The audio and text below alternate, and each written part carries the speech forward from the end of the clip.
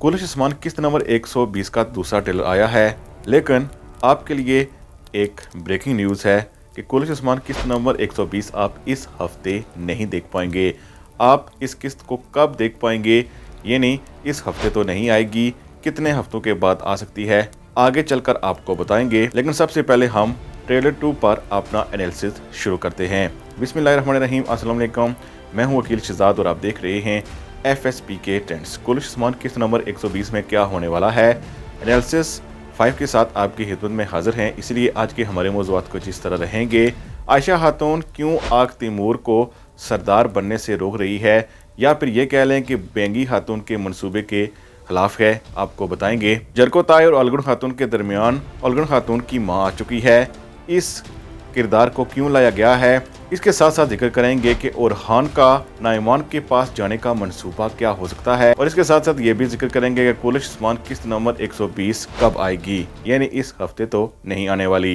लेकिन वीडियो शुरू करने से पहले आपसे गुजारिश है कि अगर आपने FSPK ट्रेंड्स को सब्सक्राइब नहीं किया तो ज़रूर सब्सक्राइब कर लें, क्योंकि बेंगी खातून चाहती हैं कि सरदारी उनके पास ही रहे। यानी बेंगी खातून के मुताबिक अगर आग तैमूर अलचिची खातून से शादी कर लेता है और सरदार बन जाता है तो इस सूरत में हुक्म उनका ही चलेगा। इसी वजह से आयशा खातून हमारे ख्याल में इस चीज़ के खिलाफ हैं, लेकिन हमारे ख्याल में उस्मान भी इस चीज़ की इजाज़त दे देंगे, और इसके साथ साथ बाला खातून और मरन खातून भी आयशा खातून को समझा सकती हैं आगे चलकर। चूंकि आग तैमूर एक मजबूत सरदार बन सकता है, इसलिए हमारे ख्याल में आयशा खातून को यही मशवरा दिया जाएगा, शादी को जल्द अज जल्द हो जाना चाहिए। और हमारे ख्याल में ये शादी जल्द ही हो जाएगी, लेकिन हो सकता है कि 1-2 एक साथ डिले हो जाए। इसके साथ साथ जरको ताई और अलगुन खातून के दरमियान अलगुन खातून की मां आ चुकी है।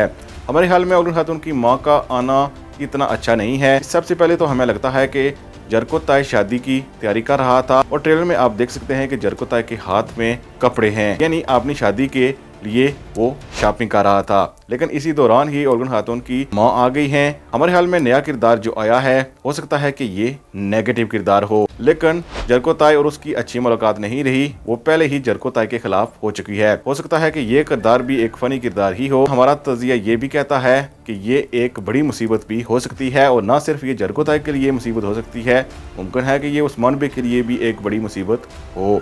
इसके साथ साथ पिछले ट्रेलर के आखिर में आपने देखा था कि जब उस्मान बे यानी शहर या सगोत का दिफा कर रहे हैं, तो इसी दौरान ओरहान भी उनके साथ है और ओरहान ने तलवार उठाई हुई है। मुमकिन है कि ओरहान पहले नाइमान के पास गया हो और उसका हाथ ठीक हो गया हो, और इसके बाद ही उसने इस हमले में हिस्सा लिया हो।